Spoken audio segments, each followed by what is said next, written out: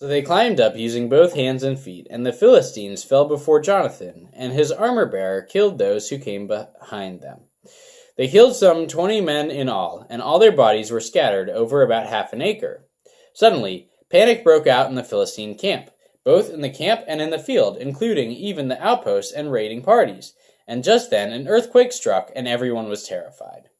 Saul's lookouts in Gibeah of Benjamin saw a strange sight. The vast army of Philistines began to melt away in every direction. "Call the roll and find out who's missing," Saul ordered. And then they checked. They found that Jonathan and his armor-bearer were gone. Then Saul shouted to Ahijah, "Bring the ephod here." For at that time Ahijah was wearing the ephod in front of the Israelites. But while Saul was talking to the priest, the confusion in the Philistine camp grew louder and louder. So Saul said to the priest, "Never mind, let's get going." Then Saul and all his men rushed out to the battle and found the Philistines killing each other. There was terrible confusion everywhere. Even the Hebrews, who had previously gone over the Philistine army, revolted and joined in with Saul, Jonathan, and the rest of the Israelites. Likewise, the men of Israel who were hiding in the hill country of Ephraim joined the chase when they saw the Philistines running away. So the Lord saved Israel that day, and the battle continued to rage even beyond Beth-aven. Now the men of Israel were pressed to exhaustion that day, because Saul had placed them under an oath, saying, "Let a curse fall on anyone who eats before evening, before I have full revenge on my enemies." So no one ate anything at all. Even though they had all found honeycomb on the ground in the forest, they didn't dare touch the honey, because they all feared the oath had been taken. But Jonathan had not heard his father's command, and he dipped the end of his stick into a piece of honeycomb and ate the honey. After he had eaten it, he felt refreshed. But one of the men saw him and said, "Your father made the army take a strict oath that anyone who eats food today will be cursed. This is why everyone is weary and faint."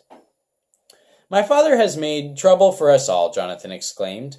"A command like that only hurts us. See how refreshed I am that I have eaten this little bit of honey. If the men had been allowed to eat freely from the food they found among our enemies, think how much more Philistines we could have killed." They chased and killed the Philistines all day from Michmash to Aijalon, growing more and more faint. That evening they rushed for the battle plunder and butchered the sheep, goats, cattle, and calves, but they ate them without draining the blood. Someone reported to Saul, "Look, the men are sinning against the Lord by eating meat that still has blood in it." "That is very wrong," Saul said. "Find a large stone and roll it over here. Then go out among the troops and tell them, 'Bring the cattle, sheep, and goats here to me. Kill them here and drain the blood before you eat them. Do not sin against the Lord by eating meat with the blood still in it.'" So that night all the troops brought their animals and slaughtered them there. Then Saul built an altar to the Lord. It was the first of the altars he had built to the Lord.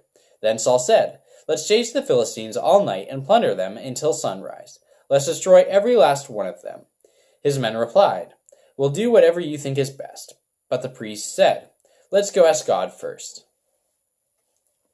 So Saul asked God, "Should we go after the Philistines? Will you help us defeat them?" But God made no reply that day. Then Saul said to the leaders, "Something's wrong. I want all my army commanders to come here. We must find out what sin was committed today. I vowed by the name of the Lord who rescued Israel that the sinner will surely die, even if it is my own son Jonathan." But no one would tell him what the trouble was. Then Saul said, "Jonathan and I will stand over here, and all of you stand over there." And the people responded to Saul, "Whatever you think is best." Then Saul prayed, "O Lord, God of Israel, please show us who is guilty and who is innocent." Then they cast sacred lots, and Jonathan and Saul were chosen as the guilty ones, and the people were declared innocent. Then Saul said, "Now cast lots again, and choose between me and Jonathan." And Jonathan was shown to be the guilty one. "Tell me, what have you done?" Saul demanded of Jonathan. "I tasted a little honey," Jonathan admitted. "It was only a little bit on the end of my stick. Does that deserve death?" "Yes, Jonathan," Saul said. "You must die. May God strike me and even kill me if you do not die for this." But the people broke in and said to Saul, "Jonathan has won the great victory for Israel. Should he die? Far from it. As surely as the Lord lives,